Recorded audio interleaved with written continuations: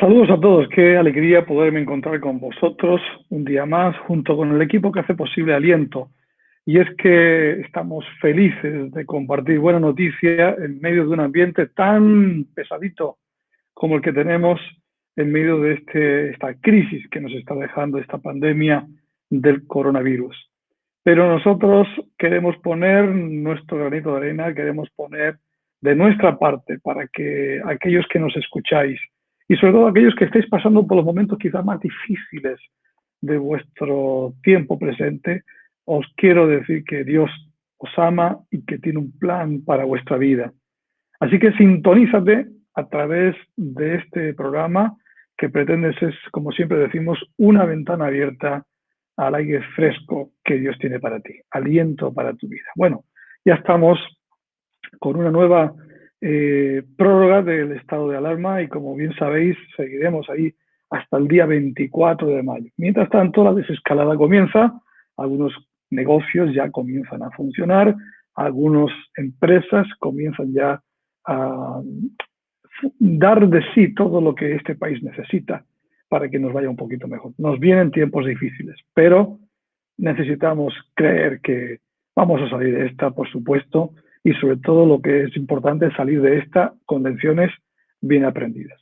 Por lo pronto, no sé si muchos han aprendido mucho, ya que vemos que a pesar de la crisis tan brutal que tenemos encima, seguimos divididos, confrontados, no parece que ni de los de arriba ni los de abajo se pongan de acuerdo para luchar juntos.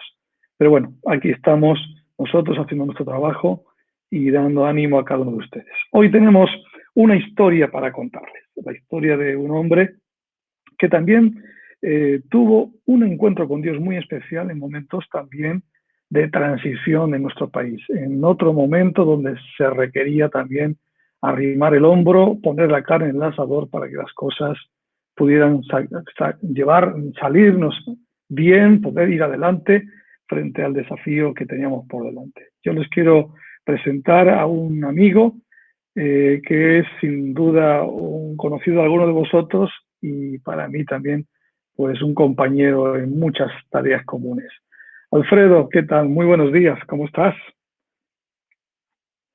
A ver, Mi pausa del ahora sí. café para atenderos.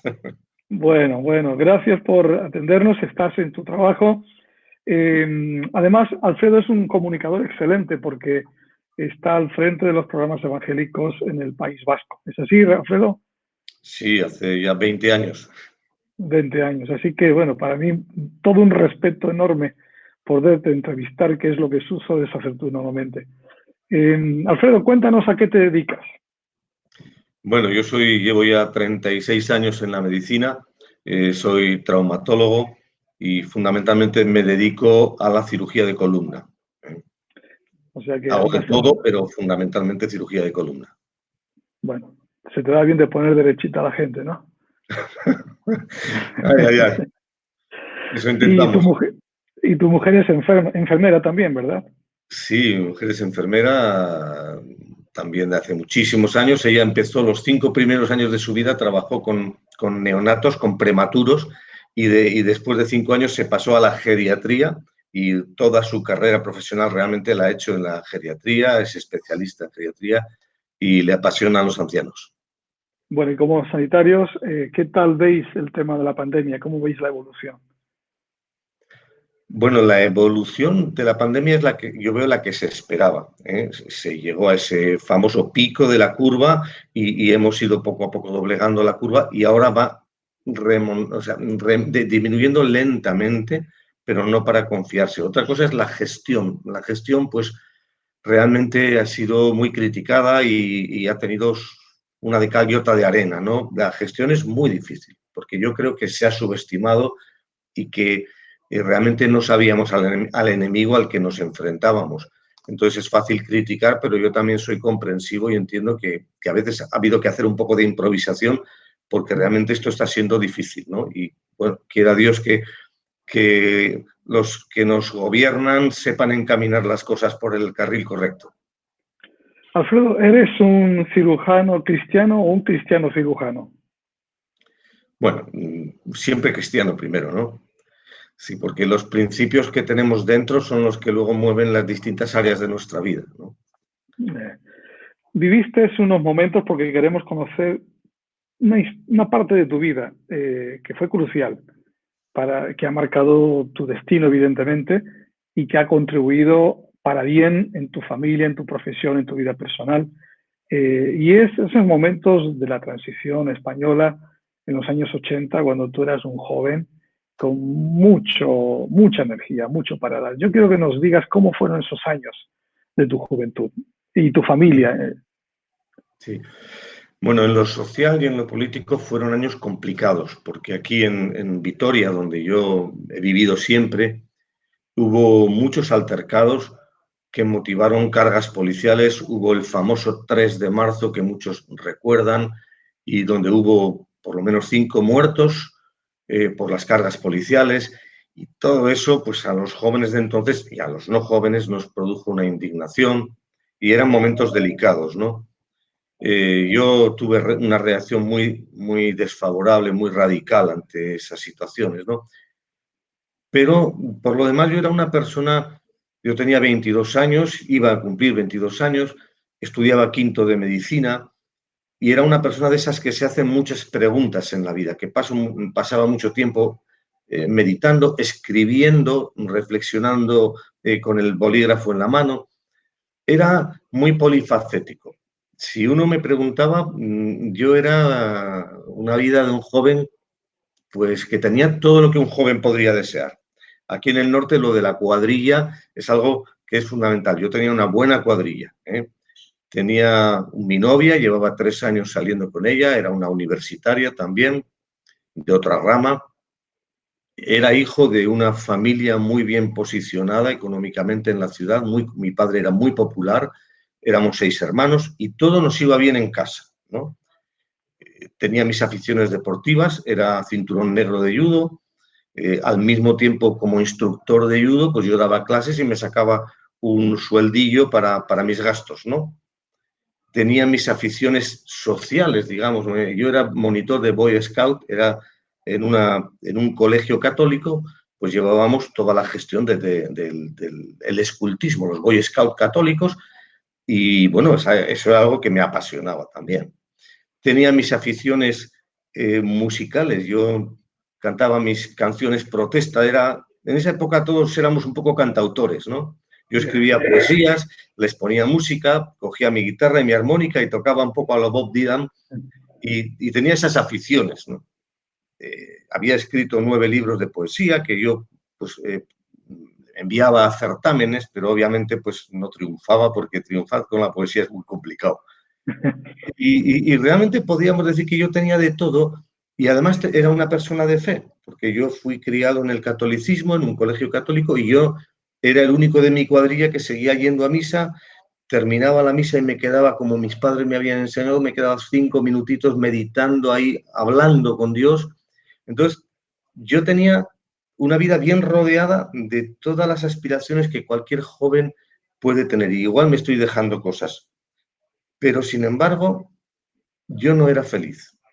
O sea, me lo pasaba bien, pero en el fondo no era feliz y me ocurría que al final del día, cuando yo regresaba a mi casa, no era capaz de subir a casa y empezaba a dar vueltas alrededor de la manzana preguntándome y repasando, bueno, pero si me va bien, leo el Evangelio, voy a misa, si me va bien en el judo, me va bien en la cuadrilla, me va bien con mi novia, me va bien en casa, me va bien en la facultad, ¿por qué me siento así? ¿No? Era un poco esa situación, es así como yo me encontraba. Ya. Bueno, decirles que a los que nos escuchan de otros países que Vitoria es la capital del País Vasco. El País Vasco ha sido muy importante en la historia de España. Ha sido una región, además de próspera, también muy revolucionaria en ámbito político y se ha hecho famosa lamentablemente por la cuestión del terrorismo de ETA. Y bueno, en ese ambiente es que se cría Alfredo. Esto lo pongo en contexto para aquellos que quizás no conocen Sí. la realidad de Vitoria, ¿no? Pero una cosa quería decirte, de toda esa situación, ¿qué es lo que a ti más te preocupaba? Porque, claro, has manifestado cuál era tu desenvolvimiento, cuáles eran tus aficiones, cuáles son tus pasiones, pero de todo lo que tú estabas viviendo, ¿podrías señalar lo que más podía preocuparte? Sí, en lo personal, a mí lo que más me apasionaba eran pues, el judo y la vidilla con el movimiento scout. Pero en cuanto a preocupación, yo participaba de esas preocupaciones de la transición cuando los jóvenes empezábamos a disfrutar y a enfrentar una libertad que hasta entonces no la conocíamos así. Y entonces el tema de la justicia social era algo que nos inquietaba mucho, ¿no? Por eso mis canciones protesta, por eso mi querer volcarme también con los niños. La preocupación por lo social es algo que en la juventud nos toca muy fuerte, ¿no? Yeah. Solo que yo muchas veces eso pues no lo llevaba bien, porque a veces lo que hacemos es enfocarnos al enemigo y entonces mi enemigo era, yo decía, la policía, ¿no? Yo decía, yo soy apolítico, no creo en nadie, solo sé una cosa, odio a la policía. Ese era mi eslogan y lo decía con un descaro agresivo, ¿no? Yo, parece mentira que podía tener convicciones cristianas, pero luego tenía otra cara de la moneda incongruente. Con este bagaje interno y también circunstancial, evidentemente tu fe como católico, ¿cómo la evaluarías en cuanto a qué destacarías como lo más positivo o quizás lo negativo? Sé que son preguntas algo complejas, pero si puedes ayudarnos para poder conocer tu experiencia un poco mejor. Yo tengo que hablar bien de mi herencia católica, obviamente. Recibí muchas cosas buenas. Mis padres me criaron con unos conceptos, unos criterios morales saludables, correctos.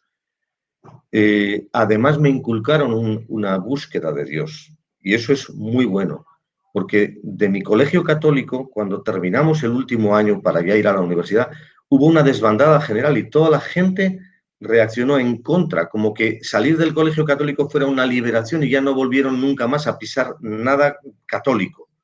Pero yo perseveraba porque a mí me habían inculcado una búsqueda de Dios, yo buscaba a Dios y entraba a veces a las iglesias al margen de los horarios de culto para meditar y hablar personalmente con Dios.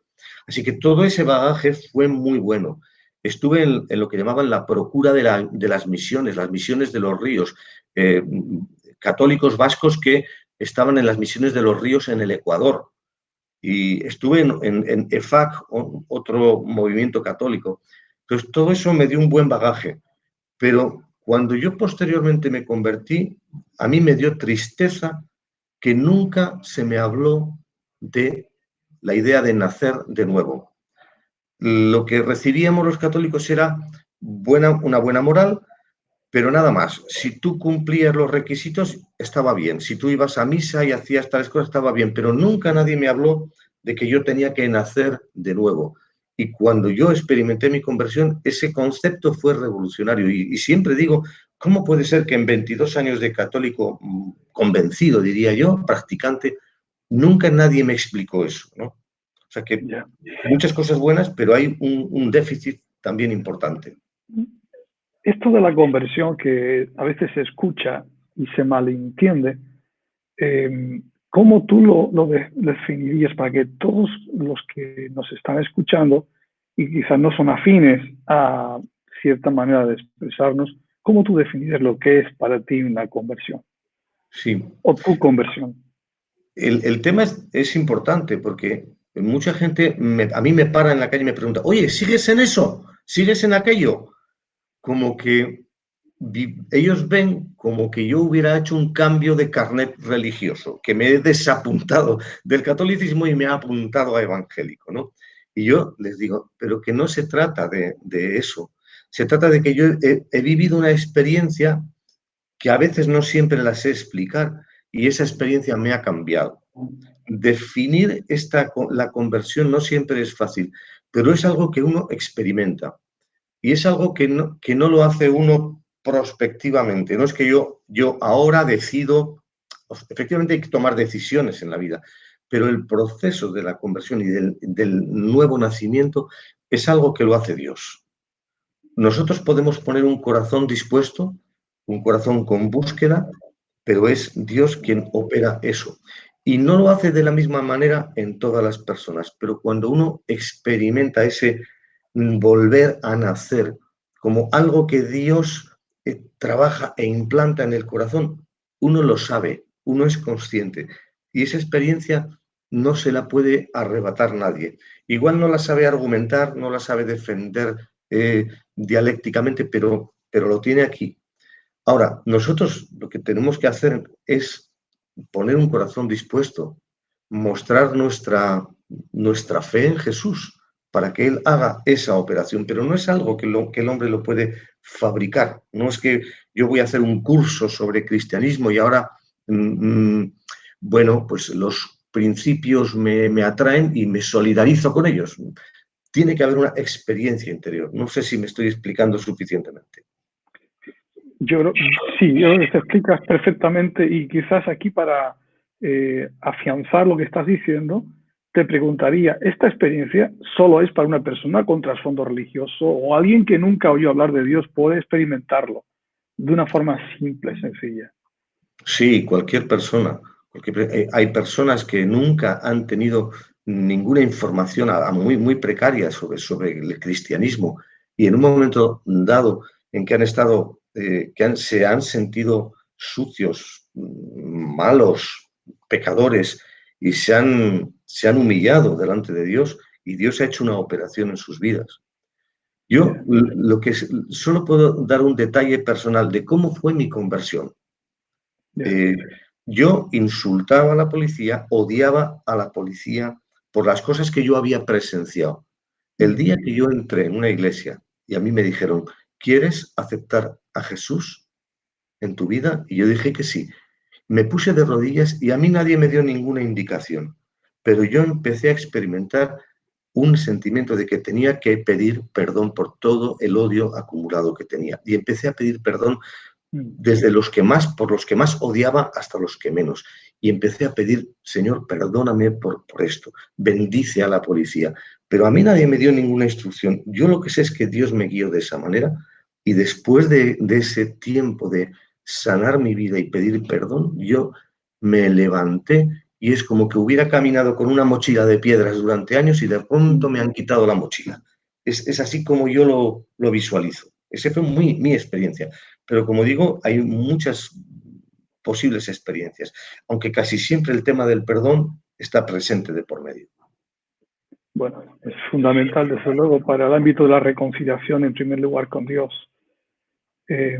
Pero ahora ya, imagino, tu vida se ha ido desenvolviendo a raíz de esa experiencia que ha marcado, que te ha afianzado, que te ha consolidado como hombre, como médico, como padre, también como experiencia misionera, porque has sido uno de los grandes impulsores del movimiento al que perteneces, evangélico para las misiones. Pero yo quería preguntarte, viendo el panorama que tenemos hoy y con la mirada retrospectiva de 40 años atrás, ¿tú cómo ves nuestra sociedad? Sobre todo con el impacto ahora que ha dejado el coronavirus, el COVID-19, en la gente. Cuando contemplas el estado de las personas, ¿crees que en estos momentos el Evangelio es necesario ser predicado ante un ambiente tan incrédulo a la vez que tan crítico? Y yo creo que sí, indudablemente.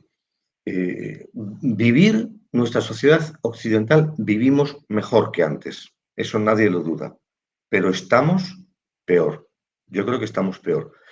Una idea que yo he transmitido en muchos de mis programas es que si nos comparamos, yo, por ejemplo, con mis abuelos, ellos no han tenido nunca ni hubieran soñado tener la cantidad de comodidades, el estado de bienestar, las prestaciones públicas que da el gobierno que hoy nosotros disfrutamos.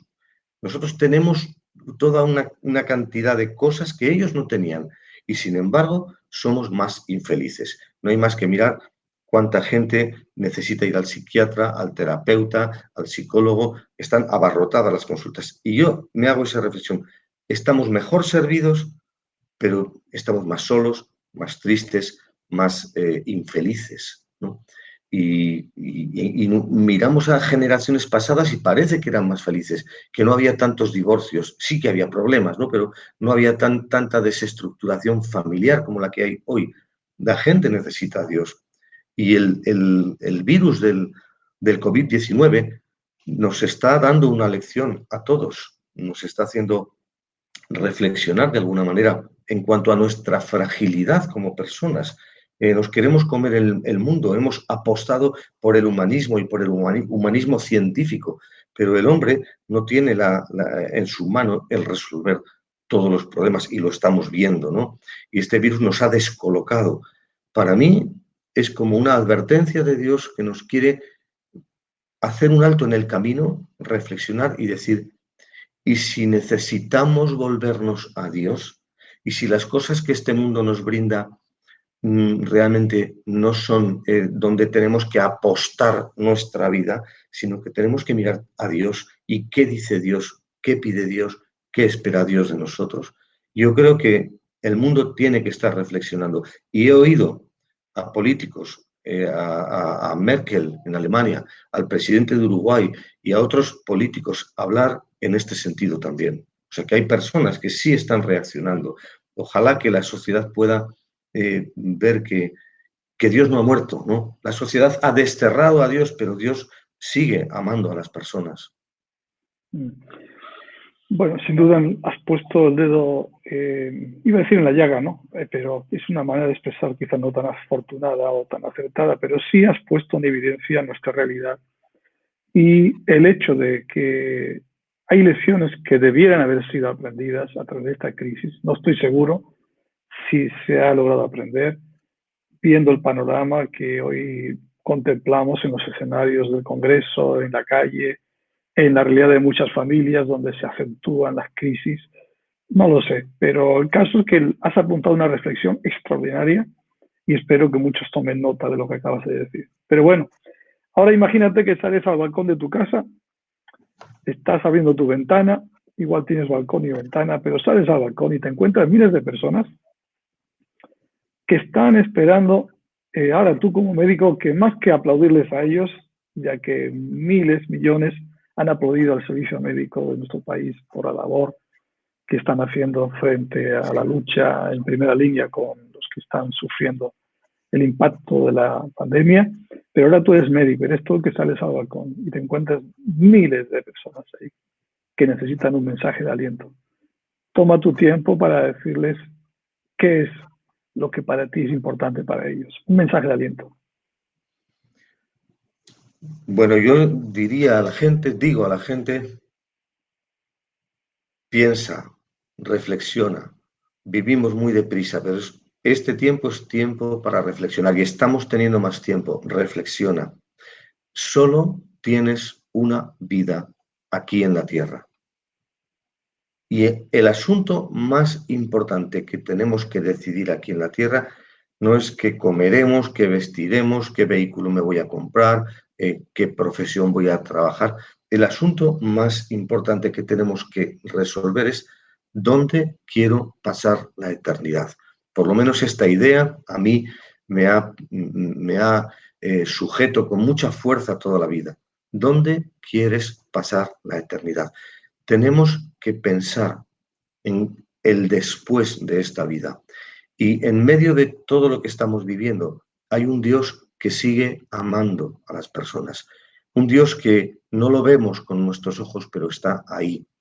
Y si buscas a Dios, si clamas a Dios, Dios va a hacer una obra en tu vida. Si tú das tu vida a Dios, si le pones a Él en el centro de todas las áreas de tu vida, no como una cosa más alrededor de ti, sino como el centro, y te rindes a Él, Dios va a hacer algo en tu vida. Jesús dijo que el que a mí viene, no le echo fuera. Y dijo también, el que cree en mí, tiene vida eterna y no vendrá a condenación, porque ha pasado de muerte a vida. Esta es una promesa para ti y puedes tener la seguridad de la salvación eterna si vas a Cristo, si dejas que Cristo entre en tu corazón, te cambie, revolucione por completo tu vida y vas a ser mucho más feliz. Te lo digo por experiencia de 40 años. Alfredo, extraordinario tu tiempo. Gracias por haber sacado un hueco en tu consulta y dar una consulta espiritual a través de esta entrevista. Un saludo para Lourdes, para tu familia, que te vaya bien la jornada, que Dios te bendiga mucho, Alfredo. Muchísimas gracias. Hasta pronto, chao, Hasta pronto. cuídate, adiós. Pues, queridos amigos, aquí nos encontramos, sin duda, frente a un gran desafío que nos ha dejado nuestro querido amigo Alfredo Gómez, cirujano traumatólogo, y que sabe mucho acerca de las personas. Él las trata muy a menudo y qué bueno que ha llegado a lo más profundo del corazón. Yo creo que estamos ante una necesidad muy importante, ante esta crisis que estamos viviendo, y es el poder distinguir entre lo que es una creencia y lo que es justamente la fe. Y eso creo que nos acerca al tema de hoy, que es el grano de mostaza. Cuando hablamos del grano de mostaza, estamos haciendo referencia a unas palabras de Jesús cuando él llegó a decir en Marcos capítulo 17, versículo 20, si tuvierais fe como un grano de mostaza, diréis a este monte, pásate de allá, de aquí a allá, y se pasará, y nada os será imposible. Definitivamente, hablar de esto es hablar de esa fe que muchas veces aludimos a nivel popular cuando decimos que la fe mueve montañas. Pero ¿de qué fe estamos hablando? Evidentemente, cuando hablamos de que la fe mueve montañas, muchos lo están haciendo referencia a la fe en uno mismo, a la fe en, en nuestro potencial. Y es probable que logres mucho, y de hecho la fe es parte del diseño del ser humano. Dios nos creó con la capacidad de poder soñar, visualizar cosas que tienen que ver con el futuro. Y necesitas creer en tu potencial para hacer las cosas. Pero esa fe es temporal y además es finita porque acaba contigo. Mas, sin embargo, creo que hay otro tipo de fe mucho más importante. Y esa fe tiene que ver con el sentido que realmente tiene la fe. ¿Y qué es la fe? Para poder entender bien lo que es esta palabra y su potencial en nuestra vida. La fe, según dice la palabra de Dios en Hebreos capítulo 11, versículo 1, la fe es la certeza de lo que se espera, la convicción de lo que no se ve. Es una fe que tiene un aporte espiritual y un componente espiritual en nuestra vida que, unido a lo natural, hace que de pronto despertemos una realidad que no podemos percibir con nuestros sentidos, con nuestra vista. Es la certeza porque trae seguridad, donde no hay temor. Cuando hay certeza, hay confianza. Es atrapar aquello que no tenemos, pero sabemos que viene. Por eso esa fe es importante en nuestros días. Porque además, si unimos a la certeza, a la convicción, que también es ingrediente fundamental de la fe, nos damos cuenta de que es algo más que simplemente abrazar un credo. Es convicción, es persuasión. Esa persuasión proviene de una acción divina en nuestra vida, de la transmisión de algo que va más allá de lo que nuestra imaginación puede dar de sí. De ahí que podamos entender que la fe debe ser tomada como un ingrediente fundamental para construir nuestro futuro. Mi pregunta es, ¿cuánta fe necesitas o cuánta fe necesitamos? Jesús dijo, si tuvieras fe como un grano de mostaza.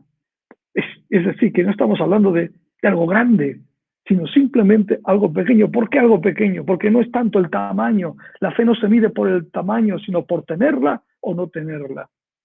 Porque la fe es comparada por Jesús al grano de mostaza, que tiene el potencial de convertirse en la más grande de las hortalizas, para dar cobijo, sustentar con su fruto a los hombres y dar también abrigo a las aves de los cielos. La fe no se mide por el tamaño, sino por la esencia. Es como este virus, pequeño, gran, gigante, microscópico, brutalmente pequeño y terriblemente poderoso, que ha destruido todo el sistema, bueno, ha dañado todo el sistema tecnológico, ha puesto en jaque al sistema sanitario, a los políticos, a la economía global. Algo tan pequeño cuánto daño ha podido producir. Es el ejemplo de lo que la fe también puede hacer, pero en este caso, para bien. ¿Cuánta fe necesitas? Simplemente necesitas tenerla, porque con esa fe será suficiente para poner en marcha tu vida, tu futuro. Por eso, cuando tú de pronto tienes fe, tienes que entender que esa fe, primero, nace a raíz de oír lo que Dios tiene para ti. Porque la fe viene por el oír la palabra de Dios. Oímos muchas cosas que desinflan el alma, no desaniman. Pero oír a Dios, el consejo de Dios, siempre va a engendrar en nosotros una confianza en algo que no es solamente temporal, ni solamente natural, es la confianza en el más allá, que hay una eternidad que sigue a esta vida. Y para ir a la eternidad tenemos que acabar bien, cerrar bien la etapa de lo transitorio, de lo temporal. Esa fe es algo que viene por el oír la palabra de Dios y nos aporta el fundamento esencial para la victoria que vamos a lograr y que tenemos por delante. Porque nuestra victoria no va a depender de si los políticos arreglan o no arreglan las cosas. Muchas cosas no van a seguir bien, van a empeorar, pero la fe te va a hacer mover montañas. Porque si tuvieras fe como un grano de mostaza, podrías mover el monte, ordenar al monte. Yo sé que tienes un monte delante de ti. Tienes un monte delante de ti, un gran problema, un gran desafío. Pero todo comienza con la fe pequeñita, con pequeños esfuerzos que al final lograrán grandes logros.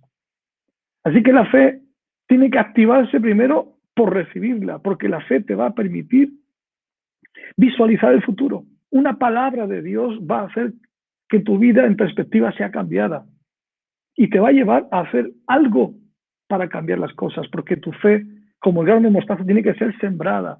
Al ser sembrada, entra en contacto con la tierra y la semilla, para que dé fruto, para que el grano de mostaza dé fruto, para que produzca, tiene que entrar en contacto con la tierra. Eso significa que la tierra es la necesidad, los problemas, los desafíos, el espacio que nos exige aplicar la fe en práctica, no una mera creencia. Hay mucha gente con creencias que no logran nada, que viven frustrados, que no les sirve la creencia para cambiar su vida ni transformar la vida de los demás.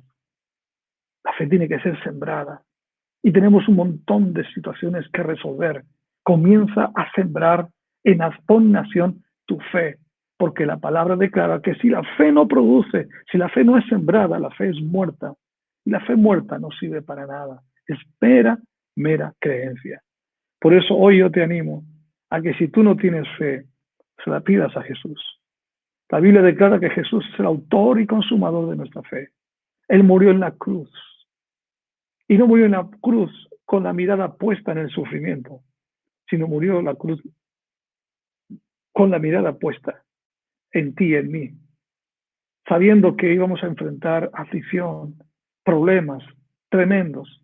Pero Él dijo que si el grano de trigo no cae a tierra y muere, queda solo.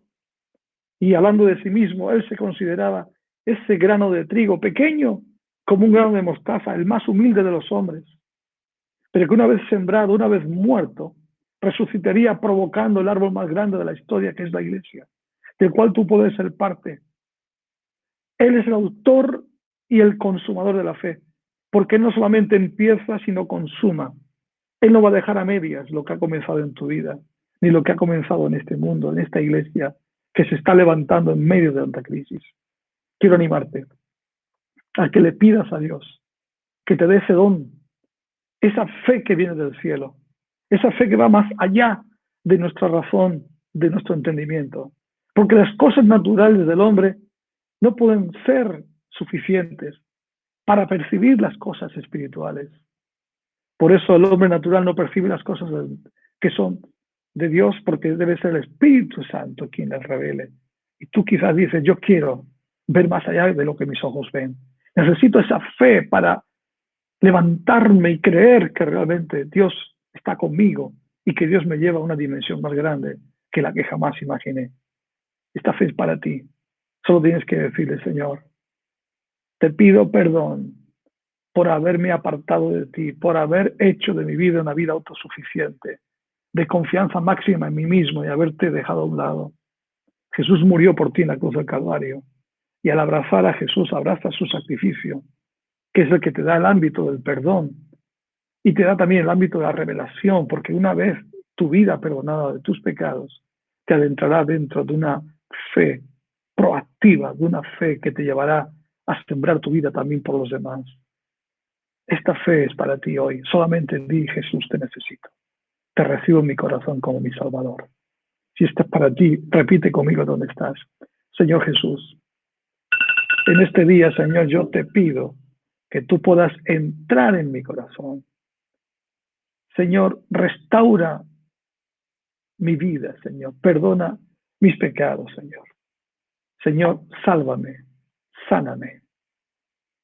Señor, libérame de toda carga y de toda opresión. En el nombre de Jesús. Recibo el perdón de mis pecados. Y desde hoy te pido que entres en mi corazón y me des la fe para servirte y servir a los demás. En el nombre de Jesús. Amén. Queridos amigos, queridos hermanos, hemos dejado una palabra, un testimonio en este programa para que tú creas que lo que Dios tiene para ti es extraordinario. Y todo comienza con un paso de fe. Queremos orar también por aquellos que estáis enfermos. Queremos orar por aquellos que estáis pasando un momento de necesidad. Hemos dispuesto un teléfono y también un correo electrónico, por si alguien quiere compartirnos su necesidad, su carga. Estamos para apoyar, para acompañar. Para eso se concibió este programa de aliento para ti. Ahora vamos a orar juntos y poner en práctica la fe de que Dios puede mover tu montaña, puede hacer milagros. Cuando ya la ciencia no puede hacer más, cuando tú llegas al límite, ahí comienza Dios. ¿Quieres orar conmigo? Aquellos que sois creyentes, aquellos que creéis en el Dios de los milagros, uniros conmigo para orar juntos por los que sufren. Padre, en el nombre de Jesús, yo oro por aquellos que hoy están sufriendo, están en situaciones extremas en su vida de enfermedad. Pido que en el nombre de Jesús visites cada vida, cada familia, cada habitación. En ese hospital visita, Señor, a los que sufren. Misericordia, Dios. Ten compasión de los que sufren. Señor, que tú puedas hacer un milagro en cada cuerpo enfermo. Libera las mentes de toda depresión, de toda ansiedad, angustia. Saca toda infección, Dios mío. Que todo sistema nervioso, óseo, Señor, el sistema neurológico, todo lo que es el cuerpo enfermo en estos momentos, todo quiste, tumor, mioma, Señor, todo hueso afectado, toda columna vertebral afectada, Señor, cualquiera sea la enfermedad extrema en la que estén pasando. Aquellos que me escuchan, Señor, pon tu mano sanadora, tu cirujano divino, sana, opera en el nombre de Jesús. Manifiesta tu poder ahora en las vidas, en el nombre de Jesús. Señor, y conforme a tu palabra, yo hoy declaro lo que tú dices, que por las heridas de Jesús somos sanados, Señor. Gracias por la fe que nos das de creer en ti, Dios invisible, que manifiesta visiblemente las cosas escondidas, las riquezas que nos das a través de la fe. Hoy nos apropiamos de ellas, como la salud, la paz y la sanidad y la salvación. Salvación hoy para todos y sanidad. En tu nombre, amén. Y amén. Queridos amigos, gracias por haber estado ahí. Mañana tenemos un programa más. Invita a tu amigo, a tu vecino. Invita a alguien que pueda necesitar este mensaje de esperanza. Hoy lo que tenemos para ti, sin duda, es la oportunidad de haberte compartido esta palabra y que esta palabra no quede solo contigo. Compártelo con los que amas, con aquellos que necesitan la oportunidad de un tiempo nuevo para sus vidas. Cuídense y nos vemos mañana, si Dios quiere, y no se olviden, por favor, no se olviden de seguir creyendo, que cada día se hace más fácil con la fe. Hasta mañana, Dios la bendiga. Esperamos que esta reflexión te haya dado aliento para creer y dar pasos hacia la conquista de tu futuro. Puedes compartir esta experiencia con alguien e invitarle para que se conecte con el programa de mañana. A continuación, nuestra información de contacto.